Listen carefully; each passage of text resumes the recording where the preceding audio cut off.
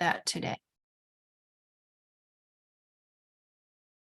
I just want to make it clear that I have no financial interest specifically around pharmaceuticals. I don't even think I own any pharmaceutical stock, but I definitely am not paid by any methadone, buprenorphine, or naltrexone pharmaceutical companies.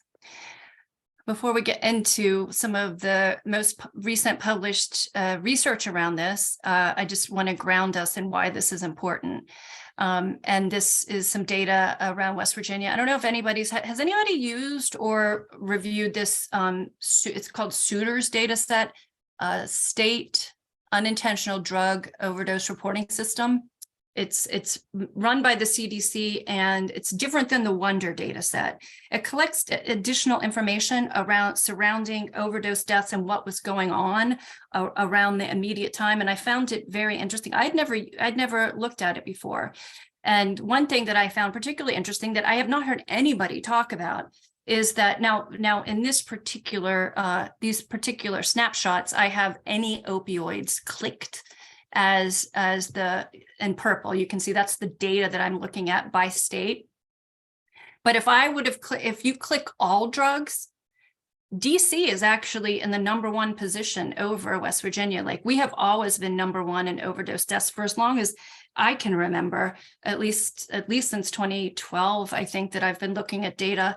And DC is, now we're neck and neck, don't get me wrong. I mean, we are neck and neck, like less than a person different. But I had not heard or seen that. So that might be a good thing. I mean, this is a relative improvement because we're all doing very bad, but better than better than being the worst.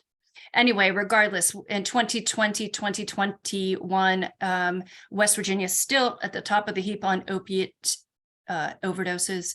And if you look deeper into that data, this is some of the extra data that they have in this data set. And in West Virginia, this is 2021 West Virginia data.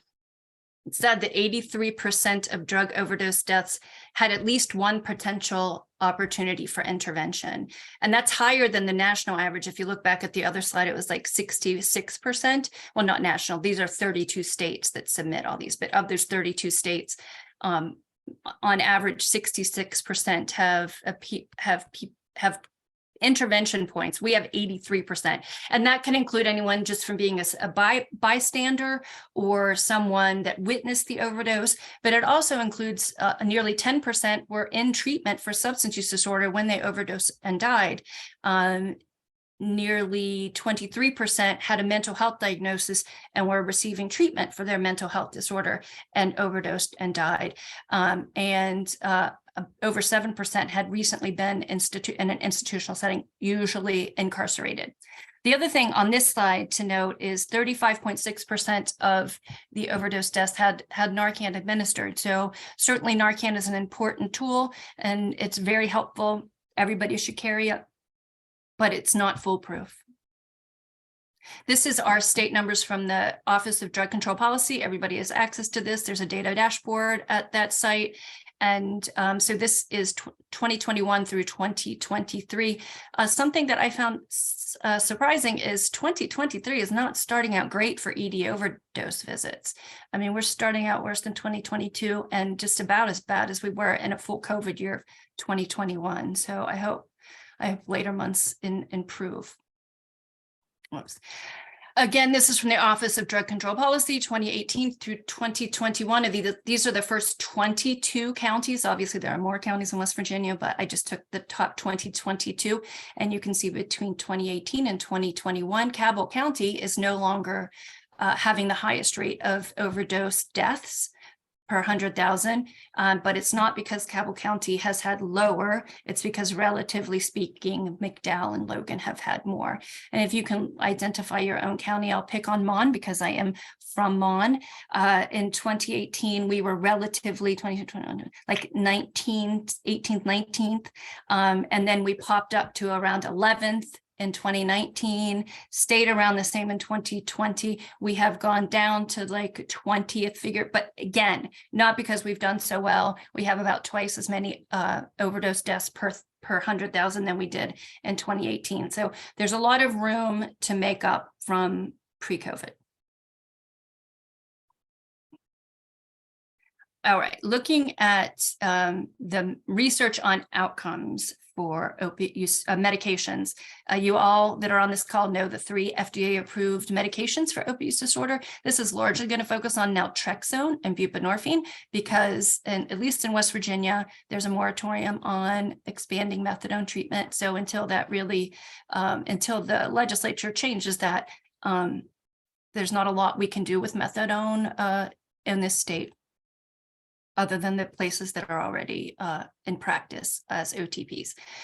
So if you go to SAMHSA's website, they have a particular page about medications for treatment of opioid use disorder, and they list what the impact of using medications for opioid use disorder are. Number one, obviously, is improving patient survival. You can't help patients do anything other with their well-being and their health if you don't keep them alive. So we know that medications help people stay alive. And another way they do that is by decreasing illicit opiate use, keeping people in treatment, but they also have some societal benefits, like getting people self-sustaining and having gainful employment, improving birth outcomes for pregnant women, and lowering the infectious disease burden of a society. And so we've known those things for a while about medications that treat opioid use disorder. This is the director of NIDA, the National Institute of Drug Abuse, and she monthly writes a little blog, and I think this was her blog in either like August or November of last year, late 2022. And what she was saying is we don't need more research in the effectiveness of the medications that we currently have to treat opioid use disorder. There have been plenty of clinical trials. We know they're effective. What we need is more people to implement them. And she even brought up in her blog that only about half of treatment facilities actually utilize today medication to treat opioid use disorder. So her intent is to direct NIDA funding to things like reducing stigma and barriers to the actual adoption and implementation of the use of medications, to improve retention and treatment that I think probably all of us are working on, to discern what medicines are best for what patients. And there are some clinical trials going on for that now. Who does best with naltrexone, who does best with buprenorphine, and what formulation do people do best with, injectable, sublingual, and then obviously additional treatments for opioid use disorder and polysubstance use. Not saying that the medications that we have right now are not effective. They are effective, but are there other medications that can be effective? And then at that point, we can do comparative analysis of our current medications versus what is discovered down the pipeline. If you're interested, the 4 other areas where Nora said we don't need more scientific research, there's plenty of scientific research, was Narcan, the effectiveness of Narcan, the use of contingency management and stimulant use disorder, syringe exchange service programs / harm reduction programs, and there are apparently, which I am no expert in, but amply studied prevention models that aren't being adopted across communities, largely because the measurement of the outcomes can be decades. But there are good interventions for prevention of use disorder. These are some of the current NIDA funded research of the most recently released, and you can find this on their website under the HEAL initiative. I just picked some that seemed interesting to me and that I know have been an issue in our state. Recovery housing has been a hot topic at the legislature for the past few years because there's concern of unscrupulous recovery homes that aren't meeting the needs of our community. And this first project is funding how to build infrastructure to measure the effectiveness of recovering housing, which would be really, really valuable in West Virginia. But it's not just a West Virginia problem. Preferences and predictors driving opioid-involved polysubstance use.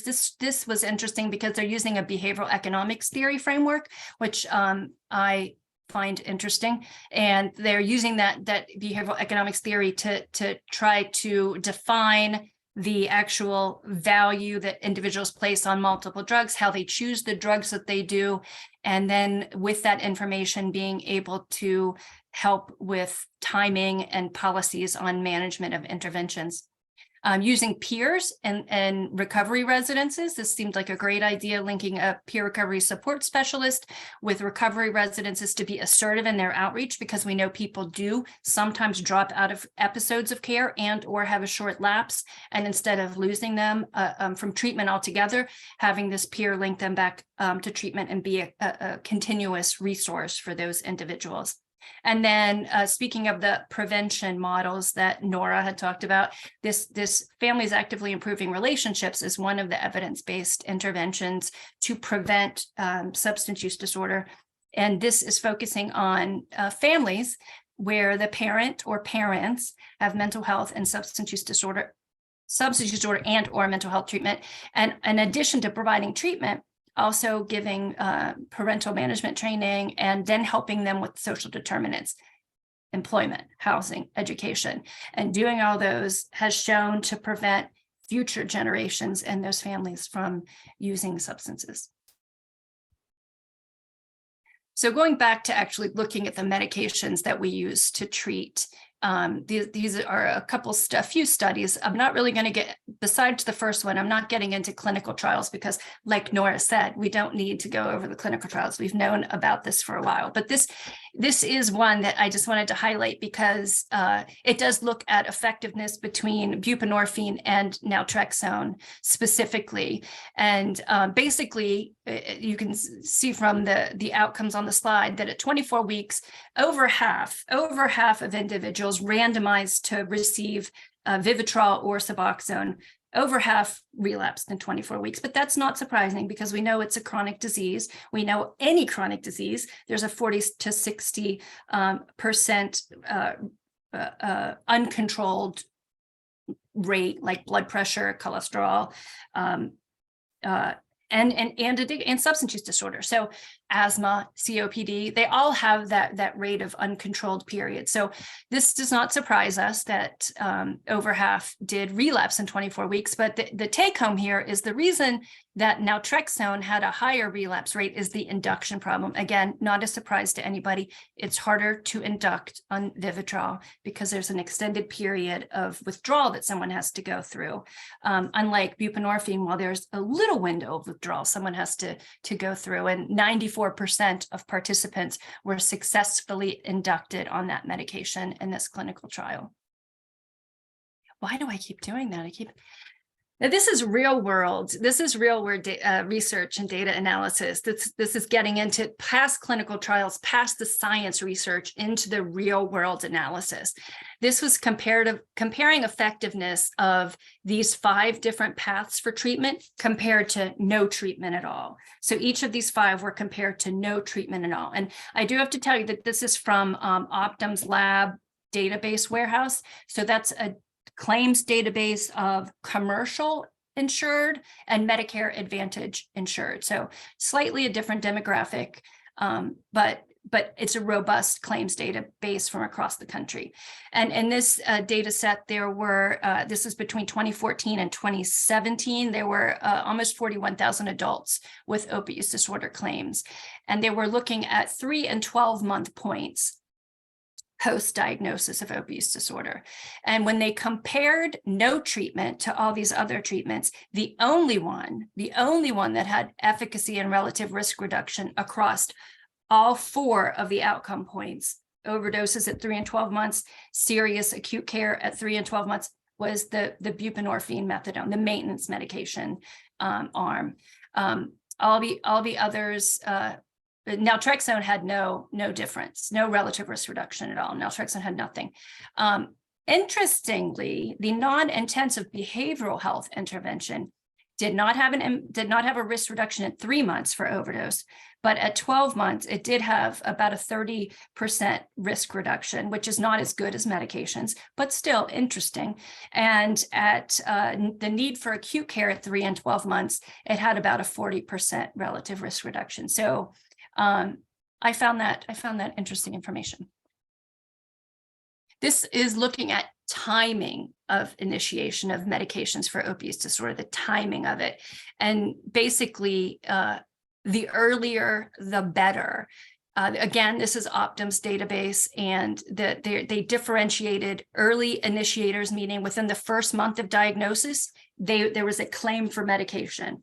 And then between a month and a year, those were late initiators. And there were only 8,388 overall that were diagnosed and were initiated in the first year anyway, which is bad. But of the early initiators, 42% had, compared to the late, 42% there was a 42% lower rate of overdose. There was fatal overdose, 51% lower rate of overdose requiring an ED visit, and a third lower total healthcare cost, total healthcare cost. So starting people earlier not only saves lives, it saves healthcare cost. This was looking at Medicaid claim data, and it was looking at 11 states. West Virginia was one of them. The population of the claims had to be a diagnosis of opioid use disorder and a first claim made for medication, again, similar to the last one, but for Medicaid population. And this was in the year 2016, 2017. So of the patients that were diagnosed and started on medication, 5.1% did overdose within 12 months.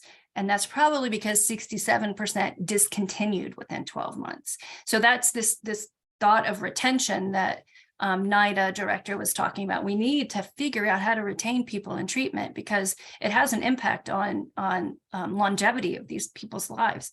And the take home was, if you can keep people on medication for every 60 days, that you can keep someone retained in treatment and using medication, it reduces the relative risk reduction of death by 10%.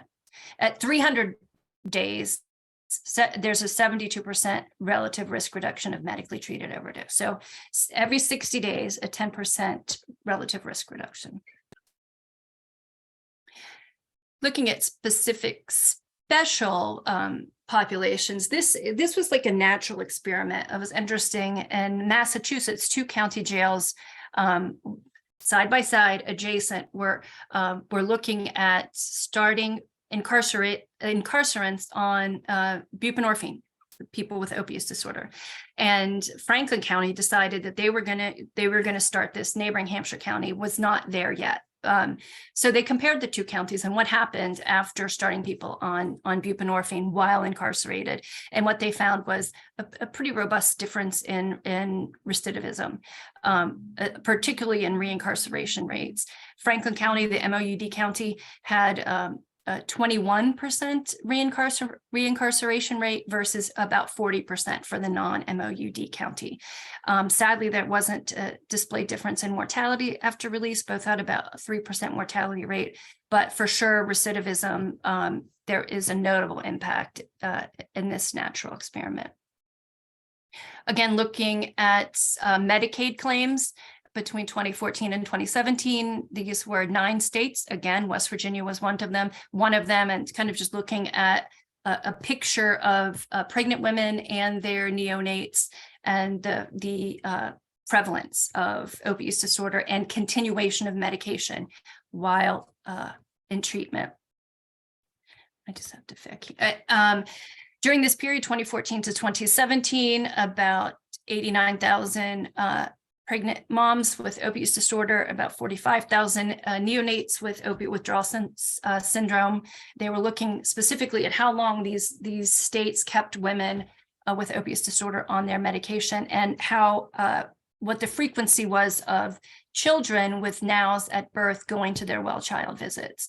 And the well child visit did increase from across these 9 states from 47.2% to over half, which is good, not as good as we would like, but in a positive direction. And not surprisingly, opioid use disorder and pregnancy did increase between 2014 and 2017. Continuity of maintaining pregnant women on medication during their pregnancy during a 180-day period did increase some, but look at that range. I wish this study would have broken down the 9 states. It did not, because I would like to see where West Virginia fell out, but the range was the low range was 41% of 180 days of continuity on medicine. The high range was 85%, which is fabulous, I think. But I don't know which state was which. The one thing that the authors wrote in this publication, how surprised they were that 10 to 20% of opioid withdrawal symptoms were missed during that acute hospital, that postpartum hospital visit. So it's something to, talk to moms about, and also talk to our facilities about catching. Precipitated withdrawal. This is another special population. In the age of fentanyl, I think we've all heard about how it's much more difficult to get patients initiated on buprenorphine because of the drug supply and the fentanyl in the drug supply. So these researchers, with Dr. Gail Giannoffrio was the lead author on this. She is like a rock star, superstar ER physician that really has been engaged in inducting MOUD in the ER. They're part of a current clinical trial, and this clinical trial is looking at either in the ED, starting people on sublingual Suboxone, or starting people on extended release injectable buprenorphine, and not Sublocade. This is CAM 2038 is what's used in this study. It's not Sublocade. And in this particular injectable medicine, there are weekly doses of it, 8, 24, 32 milligrams injectable a week. And then I can't remember, 96, 128. I think there are some other things for monthly doses. Anyway, that's just the criteria for this clinical trial. But what they did was a sub-analysis of the participants in this clinical trial to see like how frequent is precipitated withdrawal, because we're hearing all about how difficult it is to induct people. So let's look at some data. And what they found was less than 1% of their enrolled patients in this study had precipitated withdrawal. And they were from various locations. It wasn't higher in the sublingual versus the XR bup group. Reported range of last use from the patients was between 8 to greater than 24 hours. All 9 of these people did have fentanyl in their system, and 7 had other substances. But the takeaway from these authors was, at least in the data set that we have, it doesn't look like inducting people on buprenorphine is as hard as it's what is being said out in the community about the challenges. A couple studies looked at the regulations that were rolled back during the public health emergency. As you all know, we suddenly were able to get paid for televisits, and those expanded greatly. And we were also, people that were waivered were allowed to induct people on buprenorphine without having to have an in-person visit. So CMS, DEA, and SAMHSA rolled these back, and the researchers were asking the question, did these regulation rollbacks have any kind of impact on overdose deaths from buprenorphine, or at least buprenorphine involved? Did in theory, more access to buprenorphine in the community, did that cause increases in overdose deaths from buprenorphine? And again, they used the Suitors data set, which we opened up with. And in 47 states, there were over 93,000 opioid overdose deaths. A little over 2,200 had buprenorphine involvement. But as again, we all know this, almost the vast majority of buprenorphine involved deaths include at least one other substance, the vast majority. To do the actual policy trend analysis, they only looked at 32 states that had submitted all the variables that they were looking at. And what they found with these 32 states, West Virginia is one of these 32 states, was that there were 89,111 overdose deaths. 83.6 of those were opioid related. 1,959 were buprenorphine involved. So 2.6 of the opioid overdose deaths had buprenorphine involved, 2.2 of overall. But the take home here was that buprenorphine, the rates in which buprenorphine involved deaths occurred did not change with the rollback of regulations. You can see here, this is a table from that research, and month to month, you can see the highest month of the range, frankly, is July 2019, and that's well before the rollbacks, that's before COVID. So the highest percent of opioid overdose deaths involving buprenorphine was in July 2019, and then the range went down to 2.1%, which was in March 2020 and June 2021. But take home, like those, and this is a visual form of that. It's flat. It's flat.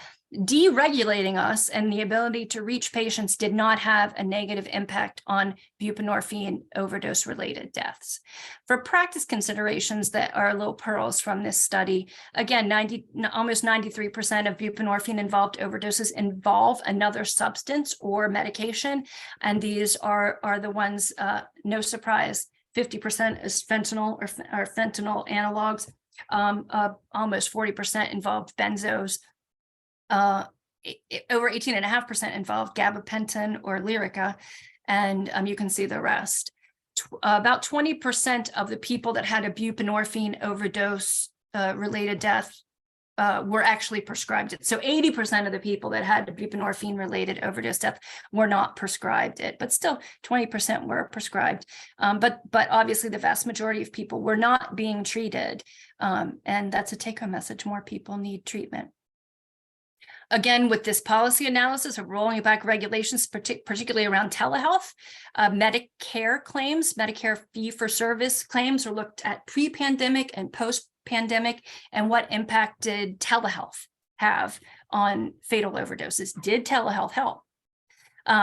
No surprise, during COVID, higher all-cause mortality. No surprise there. During COVID, higher fatal drug overdose rates. No surprise there. But the percentage of deaths from fatal drug overdoses did not differ pre and post-pandemic alone.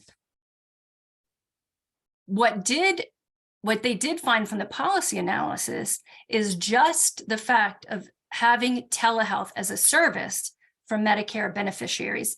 For Medicare beneficiaries with OUD, having telehealth, having the ability to link to someone with telehealth, reduced the risk of fatal overdose by 1/3. And that account that took out whether they're on MOUD, whether they're getting care for OUD, or whether they're getting care for something else like high blood pressure. The telehealth service alone is associated with a 33% lower adjusted odds of a fatal overdose, which reinforces the importance of continuing the opportunity to have telehealth services for people. The other kind of data from this study, MOUD from an opioid treatment program lowered adjusted odds of fatal overdose by almost 60%. Buprenorphine and office-based lowered fatal overdose risk 38%. This one was interesting. The ER naltrexone, i.e. Vivitrol, in this particular data set had no risk reduction, on fatal or non-fatal overdose. So let's look at some West Virginia specific studies just to finish up about the impact of medications to treat opioid disorder. This was published in 2022, looking at between 2014 and 2018 infectious endocarditis, which we know has had a steep rise. I don't know if you know, it had this steep of a rise during that period, 681% increase in admissions, 681% increase. That's a huge uptick. And no surprise, about 71% were related to injection drug use. And those patients with injection drug use that had infectious endocarditis were younger, sicker, longer length of stays, resistant bacteria, higher rates of AMA. They're really sick people.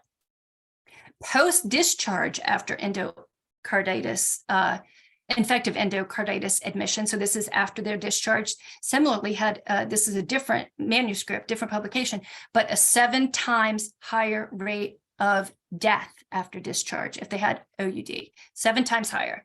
And the leading causes of death in this order, it wasn't cardiovascular disease, it was overdose, number 1, mental health and behavioral complications due to polysubstance use, number 2, and then the cardiovascular disease, the actual valve issue. So very, very vulnerable population. And this study was done by people at WVU, some of them are colleagues that we work with, looking at, okay, with these patients admitted for infective endocarditis that are IV drug users, if we put them on buprenorphine, does that have differences in the outcomes that we'll see? And this was for a 5.5-year period, 2014 to 2020. The patients that qualified, population that qualified for this was 170 people. And what they found was starting buprenorphine had a relative risk reduction of over 66%. For being readmitted in 30 days. That's a pretty significant relative risk reduction. They did control for ICU and infusion admissions and site consultation. So statistically controlling for that, 30-day readmission risk reduced 66% if you put them on buprenorphine while they're in the hospital. Post-discharge, much better follow-up rates, 57% followed up if they were started on bup, with only 15% following up in outpatient treatment if they were not. Sadly, the 180-day readmits and mortality, there were no significant differences found there. But again, I think that speaks more to retention. Okay, once we get them post-discharge, can we keep them? And what can we do to keep them? Because, we need to, hopefully we can impact those other outcomes. Finally, this is, and you probably will recognize the names on this publication. They are a bunch of my wonderful colleagues. Laura Lander was the primary author on this, and they were looking at, this is pre-pandemic, so a 2-month period in 2019, around this time of year, they were looking at the patients in COAT and what kind of characteristics they had. And so in this 2-month time period, there are 454 patients that had over 1,800 visits. 60% of these people came from outside of our county, outside of one county, and almost 20% drove more than 80 miles. Remember, at this time, people were driving to our clinics. We weren't doing tele. The average buprenorphine dose was 12.3 milligrams during this snapshot in time, and the average days in treatment was 1.3 years. 1.3 years. It ranged from 0 days to 12 years. Almost 63% of this 454 patients had been in treatment for a year. So a little over a third were in treatment for less than a year. So, post-COVID and everything that we all have been through, I wonder and also post-expansion of treatment that, we have been involved in, if these statistics would still hold true, would there still be that many people from out of county coming up here? And frankly, how far away are they now when we're doing tele? And then also in the age of fentanyl, is our average buprenorphine dose still 12 milligrams? I mean, I kind of feel like it's probably higher. Now, this is the table that I was really, and I'll give you just 1 second to look at it and see, what was I shocked by? What thing on this table was I like, wow, that's incredible. You can see along the bottom the average buprenorphine dose. Does anybody have any guesses about what I was wowed about? Katie chatted in the mean dose. Mean dose was not what I was wowed about. I mean, I am curious about the average dose to 12 milligrams, because I feel like it's higher, especially now, but there's something else on this table that I was like, what? Mean age? No, but there was, you can see from the p-values, there were statistically significant impact of the mean age, the start visit and the age of start visit and the start of COAT, and then the age of at the visit, which makes sense of the age of the visit. Of course, there's going to be a statistical relationship because people get older as they go through here, but no, that's not even insurance. Yes. That was it. Look at that. When people got to buy monthly, less than half were on public insurance. I mean, now, and the authors wrote, because, then I did a deep dive into the article, do they address this? And there was a sentence that they don't know if is it the people that make it to bi-monthly had commercial insurance all along and therefore were in a different socioeconomic bracket? Or is it the people, as they get sustained sobriety, get off public insurance and get on commercial or private insurance? But man, I mean, that if it's the second, if keeping people in treatment and with sustained sobriety impacts insurance that much, that is a big big point of policy interest and a big political savings, from the policymakers' viewpoint. So they said they didn't have that data here, but I would love to do a deep dive into either this data or current data about that. Just I don't think right now we could use this time frame right now because of the presumptive eligibility of Medicaid through the COVID, the pandemic. That's going to skew data because more people are going to be on Medicaid than would have been pre-pandemic. But maybe once the presumptive eligibility, maybe in 2024, looking at that data and tracking the kind of insurance they have, I was amazed by that. That is really quite a success. If that's what it's from. And these are my references. There are links. I know that Elizabeth will send them out, but there should be links to every discussed study in what I presented. Great, thank you so very much. I am sure you guys have some comments, questions. I do have some in the chat and some responses. Does anyone have any experience or anecdotes on how patients who are starting themselves on buprenorphine are doing with precipitated withdrawal? Many patients coming to us are already on self-supplied buprenorphine and don't have stories of precipitation withdrawal. Adina put, I only had one patient who went through precipitated, I can't talk, withdrawal. He used 2 grams of heroin a day. Rich businessman. I had advised him to wait until he was in an appropriate withdrawal and he didn't. He went almost psychotic. I felt really bad when he joined the group. He looked as if he was losing his mind. I actually debated calling 911. Oh my gosh. Wow. I'll make a comment about the precipitated withdrawal thing. Actually, the one fellow was looking, I think it was at that exact paper that you were reviewing. It's very controversial right now, whether it's a thing or not. I personally think it's a thing, having treated a lot of people on the DDU. And a lot of those papers are more like ED visits, where you give somebody Suboxone and then you kick them out the door. And it's like, of course, they're not going to go through precipitated withdrawal. You only see them for 5 minutes. So I really wish somebody would do like a longer one where you admit people and you monitor them with serial cows for like 7 days. Most people aren't going to go for it, but I think it's a real thing, and I think it's kind of dismissed by some people. And there's some of those papers you can easily poke holes in it. So I'd say just be careful, because precipitated withdrawal is a real thing. At least I think it is, but depends who you ask. And an ED is maybe not the best people to judge whether it happens or not. So. And that paper was specifically from, it was an ED clinical Yes. trial. So you're exactly right. These aren't, Yeah. If anybody's ever read the up-to-date article of how to alcohol detox, they say you can detox someone from alcohol in like 6 hours or something. So we all know that that's not true. Yeah, no, read it. It's kind of funny. It's written by ED docs. So just if there's any ED docs on right now, no offense, but just, Yeah, no, but I agree. I think it's a real thing, but it's interesting how many of our patients come to us already have done that transition. Yeah. So something's going on out there too, and so either they're smarter than we are on starting their Suboxone, they're titrating it better, they're using both.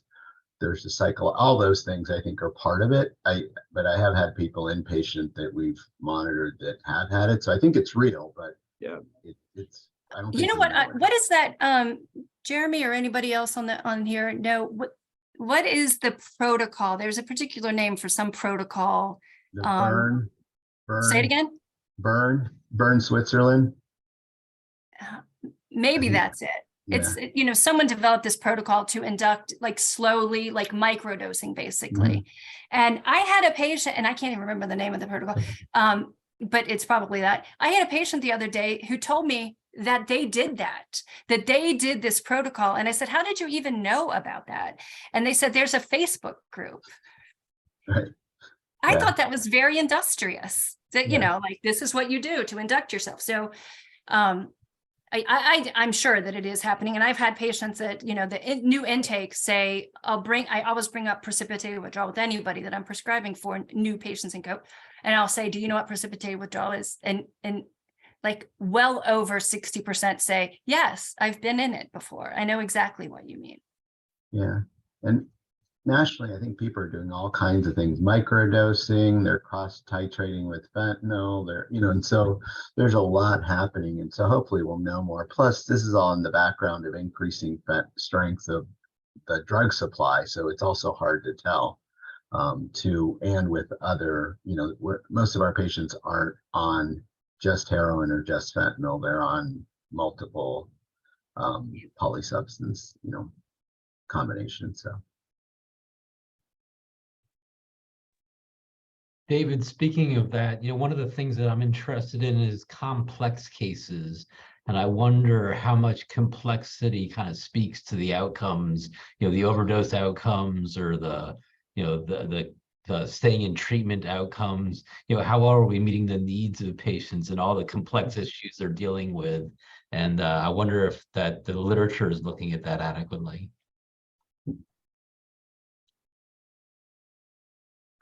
Yeah, we've gotten pretty comfortable in our program accepting patients who are already coming in I'm on 16 milligrams of buprenorphine or 12. Those people are pretty easy in some ways. And when you take, somebody who's much harder, who's pregnant, who's homeless, who's using, it is much, it reminds us of some of the challenges, of outreach in those patients. I think you're right, Jeremy. I've had that. I just had that recently where we're like patting ourselves on our back of the people we're doing so well on, but then it's like, ooh, forgot there's a whole other population I'm not reaching. So it's kind of it was a quick reality check. I think it was Friday, and kind of said, okay, I need to get back, looking deeper and seeing what's out there.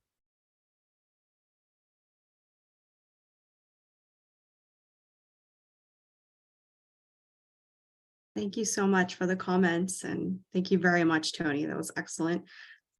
Does anybody else have any comments, stories, or questions? I'm sorry, completely off topic. Does anybody have any labs they use for dried blood spot testing? We currently have one, but we're looking to switch because of some, I guess, skewed results, I would say. So I'm kind of just curious if anybody uses anybody.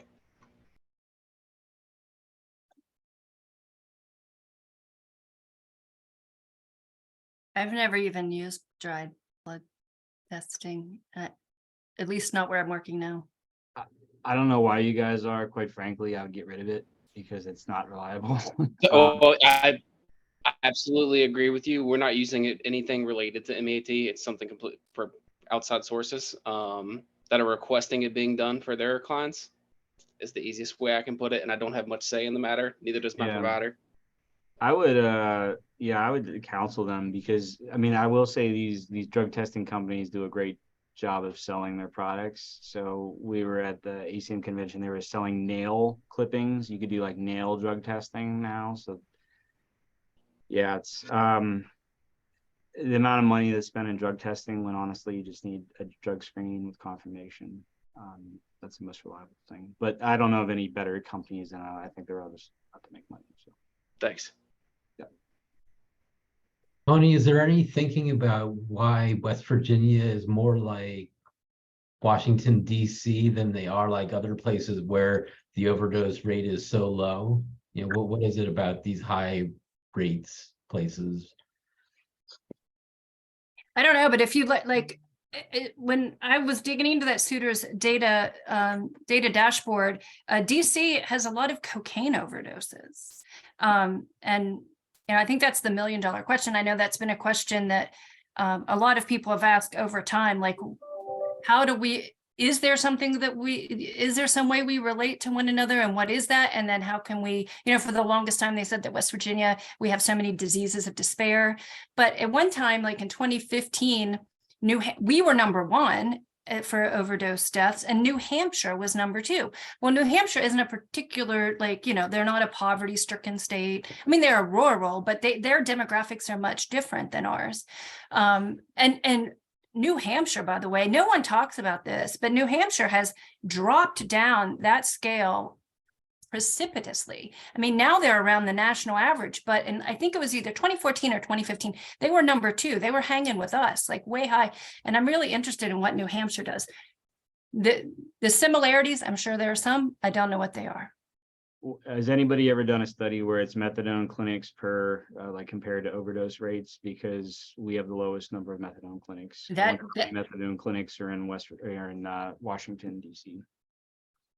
Or highways and drug supply, and too, it'd be interesting because we're in the Baltimore, DC area, and so we tend to see similar drugs that they have.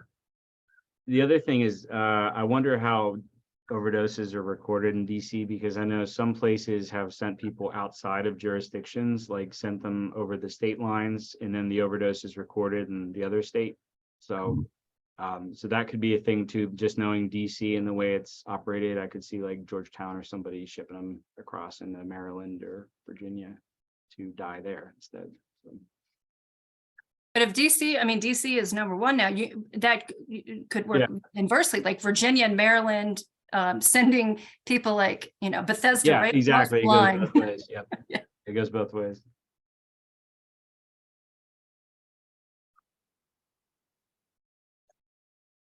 Thinking about that more, so I like to think about culture. One of the things that shocks me about addictions treatment is the powerful impact that we had on tobacco cessation through cultural changes, like not permitting smoking in a restaurant or a bar, people kind of frowning on smoking, whereas it was kind of a cool thing back in the 1950s. And so I'm interested in cultural aspects of these geographic differences in overdose rates and use of substances. And does anybody have any thoughts about cultural aspects?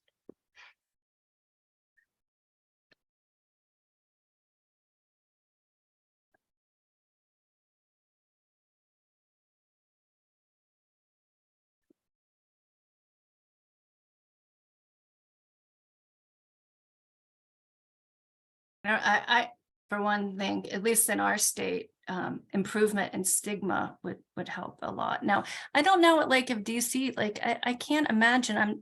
I used to live there. I haven't lived there in years, but they didn't seem to have the same kind of stigmatized. Maybe they do, but it didn't seem to be like quote as conservative and like quote so anti-that.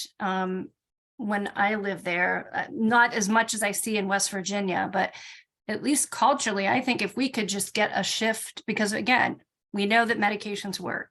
We know that they work. Getting people in and keeping them in and actually having community support for it, I think could make a difference. I don't know how to shift that needle, but that would be a cultural shift that I would like to see first. Yeah, but I think having worked in both urban and now, more rural-ish areas, they're both similar in terms of lack of access. One is miles, the other is economics, and miles and economics. And so I think we face a lot of, as Dr. Husted said, it's how many methadone clinics and stuff do we have, but it's poverty and access. Even though DC probably, as you're saying, Tony, has more progressive programs, but the people that are suffering from it can't access those necessarily. That's kind of what I've seen. It's a different ethnicity, different race, population, but faced with, they're not that different. I think same way probably maternity mortality rates and maternity, other things like that are probably not that different. Might be interesting to look at tobacco rates in West Virginia and Washington, D.C. versus the rest of the country, if there is a cultural difference with that too. Oh, I think I don't know, pregnant women, the last data I saw, 27% of pregnant women in West Virginia smoke, which is higher than the average of non-pregnant people smoking. That's a ballpark, but we're way above everybody. So we win that one, unfortunately. I wonder where DC falls in that. Be interesting to know for sure. Someone should bring it next time. Well, what do you all think the connection is when it comes to the methadone clinics per capita and overdose rates?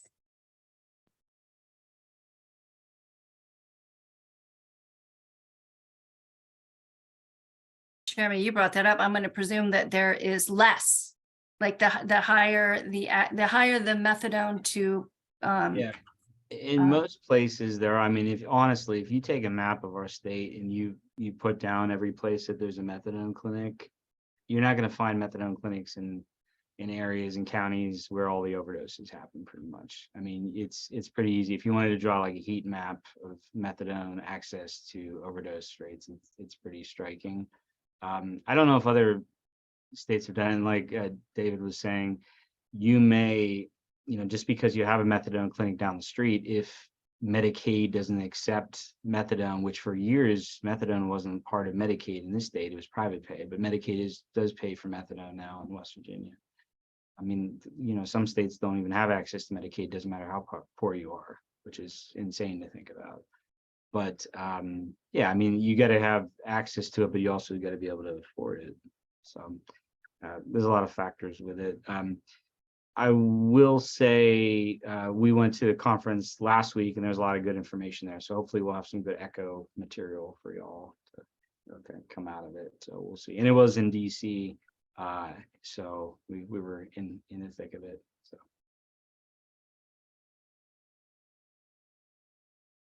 I just put up the smoking rates of West Virginia and DC. Thanks for that. 2020, 11.3 adults smoked. West Virginia, 2020, 22.6. Nationally, it's 15.5. I think that's an increase because it was down to around like 12% before. So I think the rates have actually gone up with the pandemic. I don't know if that's been published, but it's interesting. In the 1950s, it was 50% of adults smoked. Oh my gosh. All right, we just have a little more time. Please discuss if you want to continue. We're just going to do the monthly end of the month poll, if that's okay with everyone. I'm going to launch that and then you may leave or continue talking. Give me one moment.